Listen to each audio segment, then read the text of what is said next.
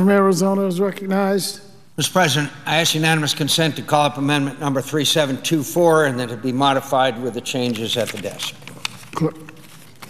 Without objection, the clerk will report the amendment as modified. Senator from Arizona, Mr. McCain, proposes an amendment number 3724 as modified. At the appropriate place, insert the following.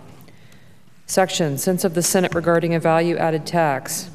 It is the sense of the Senate that the value-added tax is a massive tax increase that will cripple families on fixed income and only further push back America's economic recovery, and the Senate opposes a value-added tax. Mr. President, as my colleagues well know, today is tax day. Earlier today, I came to the floor to speak about the enormous burden Americans bear every year in order to comply with today's deadline for filing their federal tax returns.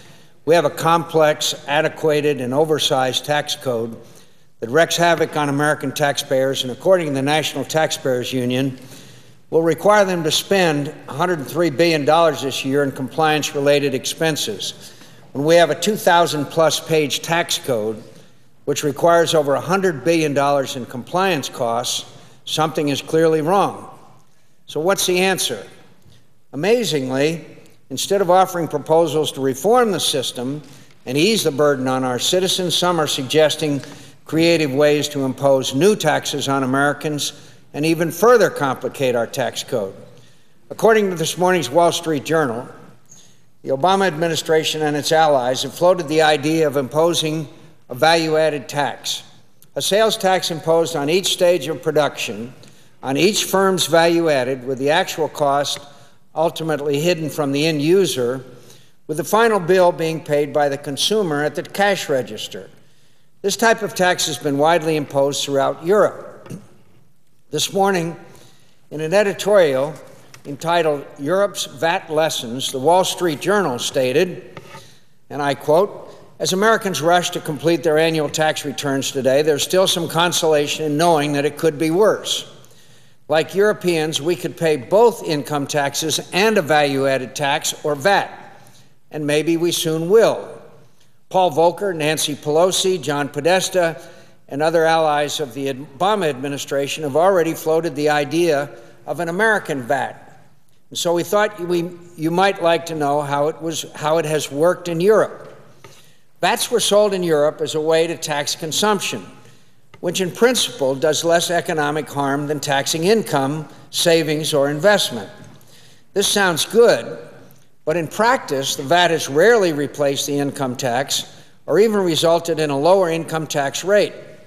The top individual tax rate remains very high in Europe despite the VAT, with an average on the continent of about 46%. In the U.S., VAT proponents aren't calling for a repeal of the 16th Amendment that allowed the income tax, and in fact, they want income tax rates to rise. The White House has promised to let the top individual rate increase in January to 39.6% from 35% as the Bush tax cuts expire, while a dividend rate will go to 39.6% from 15%, and the capital gains rate to 20% next year and 23.8% in 2013 under the health bill from 15% today. Even with these higher rates, or because of them, revenues won't come close to paying for the Obama administration's new spending, which is why it is also eyeing a VAT. Thanks to the recession and the stimulus, U.S. federal debt held by the public has now reached about 63% of GDP and is headed higher. But the OECD forecasts that the 30 wealthiest nations will see debt burdens exceed 100% of gross domestic product in 2011. Debt levels in France, Germany, Spain, and Italy are expected to have increased by 30 percentage points of GDP from 2008 to 2011. Greece has a value-added tax rate of 21%, but its debt as a share of GDP is 113%. The very efficiency of the VAT means that it throws off huge amounts of revenue that politicians eagerly spend. The VAT thus becomes an engine of even greater public spending. In Europe, average government spending was about 30.2% of GDP when VATs began to spread in the late 1960s. Today, those governments are more than 50% larger, with spending of 47.1% of GDP on average. By contrast, U.S. government spending, federal and state, rose to 35.3% from 28.3% as a share of GDP in the same period. It's precisely this revenue-generating ability that makes the VAT so appealing to liberal intellectuals and politicians. Even liberals understand that at some point, high income tax rates stop yielding much more revenue as the rich change their behavior or exploit loopholes. The middle class is where the real money is, and the only way to get more of it with the least political pain is through a broad-based consumption tax such as VAT. And one more point. In Europe, this heavier spending and tax burden has also meant lower levels of income growth and job creation. From 1982 to 2007, the United States created 45 million new jobs compared to fewer than 10 million in Europe. And U.S. economic growth was more than one-third faster over the last 2 decades, according to the Bureau of Labor Statistics. In 2008, the average resident of West Virginia, one of the poorest American states, had an income $2,000 a year higher than the average resident of the European Union, according to economist Mark Perry of the University of Michigan, Flint. The price of a much higher tax burden to finance a cradle-to-grave entitlement state in Europe has been a lower standard of living. VAT supporters should explain why the same won't be true in America. One trait of European VATs is that while their rate often start low, they rarely stay that way. Of the 10 major OECD nations with VATs, or national sales taxes, today, only Canada has lowered its rate. Denmark has gone to 25% from 9%, Germany to 19% from 10%, and Italy to 20% from 12%. The Nonpartisan Tax Foundation recently calculated that to balance the U.S. federal budget with a VAT would require a rate of at least 18%. Proponents will also argue that a VAT would result in less federal government borrowing, but that too has rarely been true in Europe. From the 1980s through 2005, deficits were by and large higher in Europe than in the United States. By 2005, debt averaged 50% of GDP in Europe, according to the OECD data, compared to under 40% in the U.S.